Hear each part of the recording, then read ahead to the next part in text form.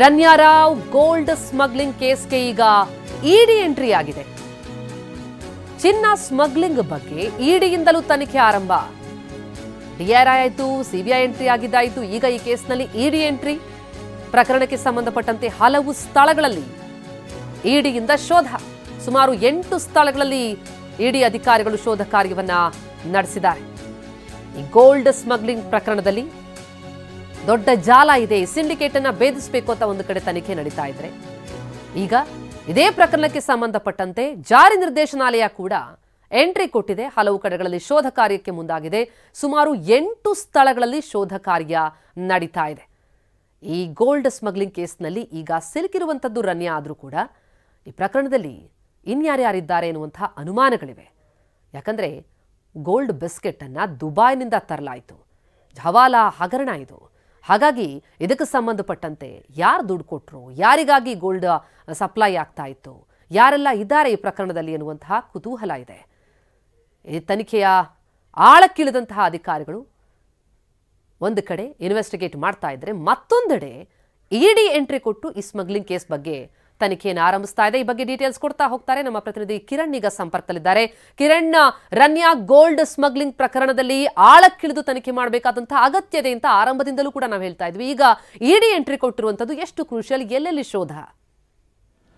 ಪ್ರತಿಮಾ, ಈಗ ನಮಗೆ ಸಿಕ್ಕಿರುವಂಥ ಮಾಹಿತಿ ಪ್ರಕಾರ ಈಗಾಗಲೇ ಒಂದು ಡಿಆರ್ಐ ಏಜೆನ್ಸಿ ಅಂದರೆ ಅವರು ಈ ಒಂದು ಸ್ಮಗ್ಲಿಂಗ್ ಕೇಸ್ ಸಂಬಂಧಪಟ್ಟಂತೆ ತನಿಖೆಯನ್ನು ಮಾಡ್ತಾ ಇದ್ದಾರೆ. ಮತ್ತೊಂದು CBI prevention of corruption act ಅಡಿಯಲ್ಲಿ ಆ ಒಂದು ಏಜೆನ್ಸಿ ತನಿಖೆ ಮಾಡ್ತಾರೆ. ಮುಖ್ಯವಾಗಿ ಕಸ್ಟಮ್ಸ್ ಅಧಿಕಾರಿಗಳು, ಅವರ ಲ್ಯಾಬ್ಸ್, ಅವರ ಇನ್ವಾಲ್ವ್ಮೆಂಟ್ ಇದ್ರ ಬಗ್ಗೆ ತನಿಖೆ ಮಾಡ್ತಾ ಇದ್ದಾರೆ.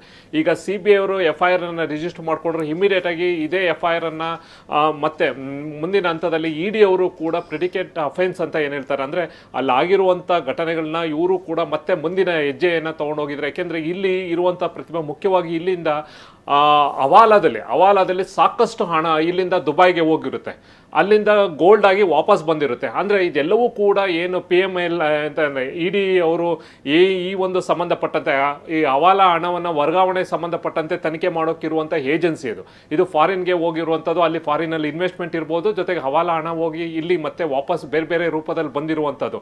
ಈಗಾಗಲೇ ಇಡಿ ಅಧಿಕಾರಿಗಳು ಈಗ ಸಂಬಂಧಪಟ್ಟಂತೆ ಅವರು ಕೂಡ ಈಗ ತನಿಖೆಗೆ ಇಳಿದಿದ್ದಾರೆ. ಈಗಾಗಲೇ 8 ಕಡೆ ಸರ್ಚ್ ಅನ್ನು ಮಾಡಿದ್ದಾರೆ ಅನ್ನೋದು ಈಗಾಗಲೇ ನಮಗೆ ಒಂದಷ್ಟು ಮಾಹಿತಿಗಳು ಸಿಕ್ಕಿದೆ. ಅದು ಎಲ್ಲೆಲ್ಲಿ ಬೆಂಗಳೂರಲ್ಲಿ ಮಾಡಿದ್ದಾರೆ ಇದೆ. ಯಾಕೆಂದರೆ ಸಿಬಿಐದವ್ರು ಮಾಡಿದ್ದು ಒಂದು ಪ್ಯಾನ್ ಇಂಡಿಯಾ, ಅಂದರೆ ಮುಂಬೈಲಿ, ಚೆನ್ನೈಲಿ ಮತ್ತು ಡೆಲ್ಲಿಲಿ ಮತ್ತು ಬೆಂಗಳೂರಿಗೆ ಸಂಬಂಧಪಟ್ಟಂತೆ ಏನು ಸ್ಮಗ್ಲಿಂಗ್ ಆಗಿತ್ತೋ ಆ ಒಂದು ಕುರಿತಂತೆ ತನಿಖೆ ಮಾಡ್ತಾಯಿದ್ರು. ಇವರು ಕೂಡ ಇಡಿ ಅಧಿಕಾರಿಗಳು ಈಗ ಬರೀ ಬೆಂಗಳೂರಿಗೆ ಸೀಮಿತವಾಗಿ ಮಾಡ್ತಾಯಿದ್ರು ಅಥವಾ ಬೇರೆ ಬೇರೆ, ಅಂದರೆ ಈಗ ಬೇರೆ ಬೇರೆ ಸ್ಮಗ್ಲಿಂಗಲ್ಲಿ ಗೋಲ್ಡನ್ನು ರಿಕವರಿ ಆಗಿದೆ ಆ ಒಂದು ಹಿನ್ನೆಲೆಯಲ್ಲಿ ಕೂಡ ಈಗಾಗಲೇ ತನಿಖೆ ಮಾಡ್ತಾರೆ. ಯಾಕೆಂತಂದರೆ ಒಂದಂತೂ ಕ್ಲಾರಿಟಿ ಇದೆ, ಇಲ್ಲಿಂದ ಅಂದರೆ ಭಾರತದಿಂದ ಅಕ್ರಮವಾಗಿ ಹವಾಲಾದಲ್ಲಿ ಕಪ್ಪು ಹಣ ಅಲ್ಲಿಗೆ ಹೋಗ್ತಾ ಇರುವಂಥದ್ದು ಮತ್ತು ಅಲ್ಲಿಂದ ಚಿನ್ನವಾಗಿ ವಾಪಸ್ ಇಲ್ಲಿಗೆ ಬರ್ತಾ ಇರುವಂಥದ್ದು.